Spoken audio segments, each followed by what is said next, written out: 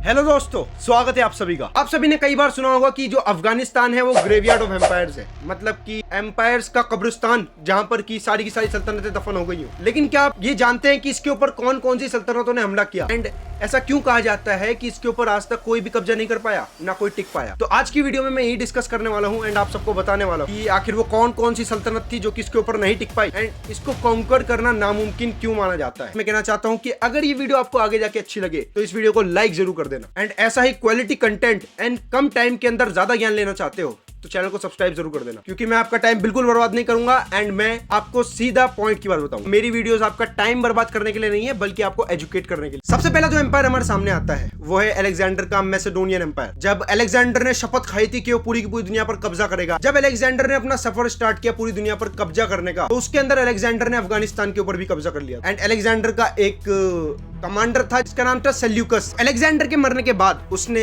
Macedonian empire के ऊपर कब्जा कर लिया एंड उसका नाम सेल्यूसिड एम्पायर रख दिया। अफगानिस्तान अब भी उसी एम्पायर के अंडर था जिसके अंदर पहले था, बस रूलर्स एंड नाम बदल गया था। तो इंडिया के अंदर जो मौर्यन एम्पायर था वो बहुत बड़ी ताकत था उस वक्त। 304 BCE के दरमियान चंद्रगुप्त मौर्य ने ऑर्डर दिया अपने कमांडर्स को एंड अपने एम्पायर का रुख मोड़ा अफगानिस्तान की तरफ, जहां पर उन्होंने इस एम्पायर को, सेल्यूसिड एम्पायर को हराया एंड वहां पर अपना रूल एस्टेब्लिश किया एंड फिर काफी टाइम तक मौर्यन एम्पायर का अफगानिस्तान के ऊपर कब्जा रहा। उस वक्त अफगानिस्तान एक हलवा था, ज्यादा लोगों की नजर इसके ऊपर नहीं थी। ये सिर्फ ऐसा था कि जिसके पाले में आ गया बस उसी का है। मौर्यन एम्पायर जब अंदर से टूट चुका था, जब बहुत ज्यादा कमजोर पड़ चुका था, इसी तरह मौर्यन एम्पायर को अफगानिस्तान को छोड़ना पड़ा। इसके बाद अब यहाँ पर मेन स्टोरी स्टार्ट होती है, क्योंकि अब जो एम्पायर यहाँ पे आएगा अब वही इसकी असली हिस्ट्री बन जाएगा। बिकॉज अब यहाँ पर आते हैं मुस्लिम एंड अरब, जो की होती है राशिदुन खलीफेट। तो राशिदुन खलीफेट एक बहुत बड़ी सुपर पावर बन के उभर के आ रही थी सामने सबके एंड काफी ज्यादा इन्फ्लुएंस था इसका पूरी दुनिया के अंदर। उस वक्त इससे टक्कर लेने वाला लिटरली कोई नहीं था। करीबन 7th सेंचुरी के करीब राशिदुन खलीफेट ने अफगानिस्तान के ऊपर कब्जा किया था एंड इसके बाद से मुस्लिम्स का ये लाइक होमलैंड हो गया एंड इसके बाद मुस्लिम्स यहाँ से नहीं गए, बिकॉज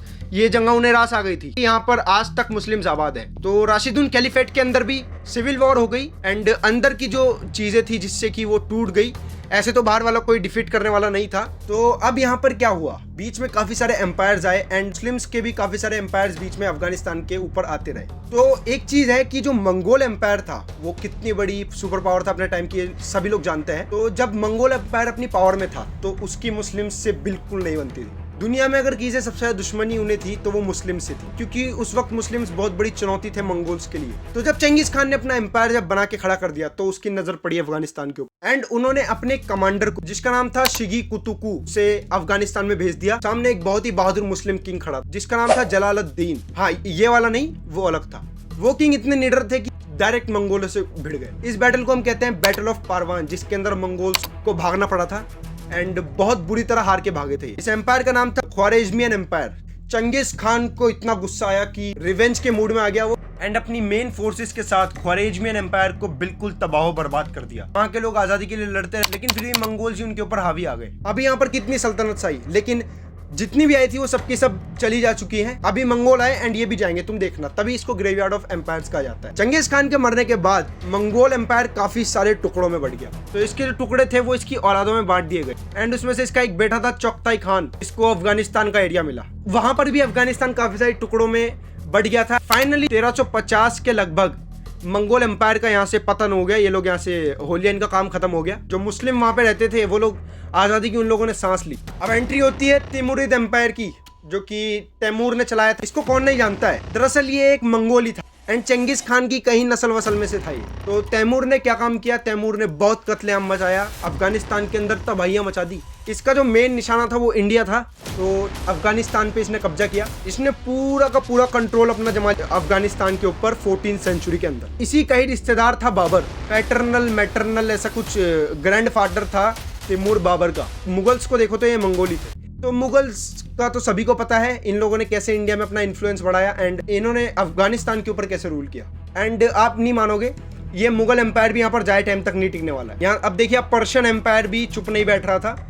ये आज का जो ईरान है इसी के आसपास था कहीं पर्शियन, यही इसे पहले हम पारस कहते थे ईरान को। तो यहीं पर था एक पर्शियन एम्पायर, उसके एक रूलर थे नादिर शाह। उन्होंने मुगलों को यहाँ से भगाया अफगानिस्तान से एंड अपना कब्जा जमा लिया इसके ऊपर। 1736 के अंदर नादिर शाह ने अपना कंट्रोल ले लिया था अफगानिस्तान के ऊपर। इसको असैसिनेट करवा दिया था नादिर शाह को 1747 के अंदर। एंड इसी के बाद अहमद शाह दुर्रानी को चुना गया अफगानिस्तान का रूलर बनने के लिए। आप जानते हैं कि अहमद शाह दुर्रानी तो काफी ज्यादा पॉपुलर है इसी चीज में, क्योंकि जब यहाँ पर ईस्ट इंडिया कंपनी से मुगल एम्पायर इंडिया के अंदर जब लड़ रहा, मराठा एम्पायर यहाँ पे जितनी भी चीजें हो रही थी, तो उस वक्त अहमद शाह दुर्रानी वहां पर आ गया था अफगानिस्तान के अंदर। तो उसकी भी हरकत ऐसी थी, वो वहां से हमले करता रहता था इंडिया के ऊपर। तो यहाँ पर देखिए अब मुगल भी वहां से चले गए, अब ये भी नहीं टिकने वाला यहाँ पे। अब यहाँ पर एंट्री होती है ब्रिटिशर्स की, क्योंकि इनका मिशन तो इंडिया के अंदर पूरा हो चुका था। अब मेन चीज जो होती है, अब यहाँ पर दो ताकतें बहुत बड़ी निकल के आ रही थी। ब्रिटिशर्स अपने पूरी चरम सीमा पर थे एंड सोवियत यूनियन भी अपनी चरम सीमा पर था।